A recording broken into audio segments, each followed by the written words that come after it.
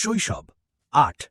তুমি কার্টিং দিয়ে শুরু করলে, প্রতিভা বাড়ছে, কিন্তু গিয়ার, মেইনটেনেন্স আর যাতায়াত সব মিলিয়ে পরিবারকে দিতে হচ্ছে বড় মূল্য।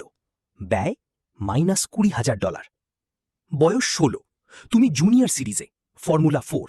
গতি বেড়েছে, চাপও বেড়েছে। রেসিং এখন আগের চেয়ে অনেক বেশি খরচ সাপেক্ষ। ব্যয় -$2,00,000। বয়স ২১।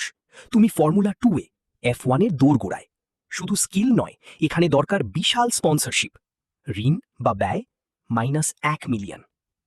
বয়স ২৩। অবশেষে F1 ডিবিউ। বড় দলের হয়ে গ্রিডে দাঁড়িয়ে তুমি। ক্যামেরা, মিডিয়া সবার চোখ এখন তোমার দিকে। বেতন $1,000,000। বয়স ২৭। তুমি ওয়ার্ল্ড চ্যাম্পিয়ন। ট্র্যাকে তুমি সেরা। খ্যাতি আর অর্থ এখন হাতের মুঠোয়।